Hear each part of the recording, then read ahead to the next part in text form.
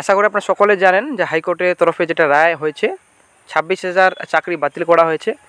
তো সেই নির্দেশকে চ্যালেঞ্জ করে রাজ্য এবং এসএসসি তো সুপ্রিম কোর্টে গেছে, ঠিক আছে। তো সুপ্রিম কোর্টে গত সোমবার হিয়ারিং ছিল। তো গত সোমবারে হিয়ারিং হয়নি, তো হিয়ারিং থেকে বলা হয়েছে তো একটা বিশাল বড় ব্যাপার। তো এই কেসে অনেক কিছু রয়েছে, তো তার জন্যই আগামী সোমবার শুনানি হবে নেক্সটে। তো আজকে সোমবার, তো আজকে হিয়ারিং ছিল। তো আজকে হিয়ারিংয়ে কী হয়েছে, তো আজকে আমরা এই ভিডিওতে বিস্তারিত সম্পূর্ণ তথ্য আলোচনা করব। তো সঙ্গে থাকুন, ভিডিও শেষ পর্যন্ত দেখুন। চ্যানেল নতুন দর্শক অবশ্যই চ্যানেলটিকে সাবস্ক্রাইব করে দেবেন, সঙ্গে অনুসরণ করে রাখবেন প্রতিনিয়ত যে কোনো সরকারি বেসরকারি সবার আগে চাকরির খবর আপডেট পাওয়ার জন্য। তো চলে আসছি আমরা বিস্তারিত। তো সুপ্রিম কোর্টে পিছিয়ে গেল এসএসসির মামলার শুনানি। তো সোমবারের বদলে মঙ্গলবার হবে এসএসসি মামলার শুনানি। সেদিনই প্রধান বিচারপতি ডিওয়াই চন্দ্রচূড়, বিচারপতি জেবি পারদিওয়ালা এবং বিচারপতি মনোজ মিশ্রের বেঞ্চে শুনবে প্রায় 26,000 জনের চাকরি বাতিলের মামলা। তো বন্ধুরা, আজকে শুনানি হওয়ার কথা ছিল, ঠিক আছে। তো আজকে একটু সময় কম ছিল, তো 3টে সাড়ে 3টের থেকে বেশি হয়েছিল সময়, 4টার উপর গিয়ে হয়ে গিয়েছিলো। তো তার জন্য আজকে শুনানি হলো না, সময় খুব কম, সময়ের অভাবে আজকে কোনো কিছু হয়নি। তো আগামীকাল বর্তমানে এখন শুনানি হবে নেক্সট হিয়ারিং। তো তারপর চলে আসছি নেক্সটে। তো সোমবার মামলাটি শুনানির কথা ছিল শীর্ষ আদালতে। গত শুনানিতে এই মামলায় চাকরি বাতিলের উপর স্থগিতাদেশ দেয়নি সর্বোচ্চ আদালত।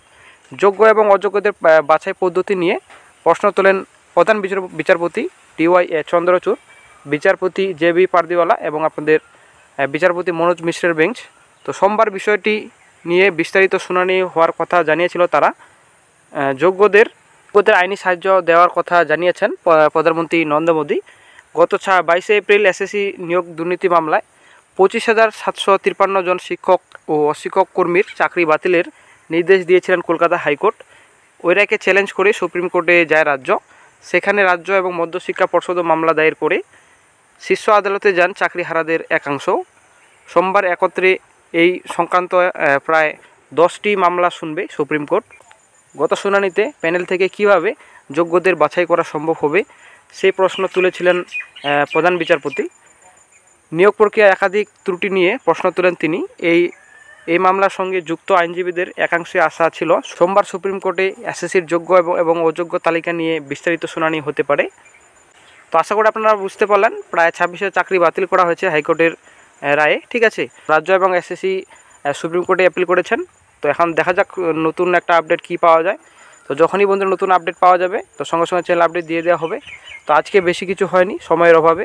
তো আগামীকাল মঙ্গলবার এসএসসি 26,000 চাকরি বাতিলের শুনানি হবে।